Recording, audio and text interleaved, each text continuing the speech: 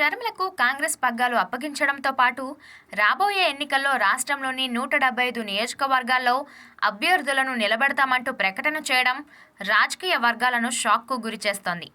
2014 తర్వాత జరిగిన ప్రతి ఎన్నికల్లోనూ కాంగ్రెస్కు కనీసం డిపాజిట్లు రాలేదు. అలాంటిది ఇప్పుడు రాబోయే ఎన్నికల్లో అన్ని చోట్ల అభ్యర్థులను నిలబెడతామన్న ప్రకటన వెనక హస్తం పార్టీ వ్యూహం ఏంటనే చర్చ జోరుగా సాగుతోంది. కాంగ్రెస్ గెలవడం తర్వాత సంగతి. బౌన్స్ బ్యాక్ అయ్యే పరిస్థితులు కూడా లేవు. అసలు అలాంటి అవకాశాలు కూడా లేవు. హస్తం పార్టీ పెద్దలకు కూడా ఆ విషయం తెలుసు. అయినా సరే ఇంత హడావుడి ఎందుకనే ప్రశ్నలు ఇప్పుడు ప్రతి చోట వినిపిస్తున్నాయి. అయితే కాంగ్రెస్ అసలు టార్గెట్ వచ్చే ఎన్నికలు కాదట, అటుపై వచ్చే ఎన్నికలట. 2029 ఎన్నికలే టార్గెట్గా కాంగ్రెస్ పావులు కదుపుతోందనే ప్రచారం జరుగుతోంది.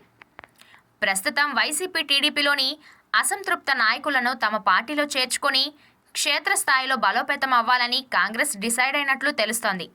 ఇప్పటికే వైసీపీ అభ్యర్థులను ప్రకటిస్తుండగా త్వరలో టీడీపీ కూడా అనౌన్స్ చేయబోతుంది.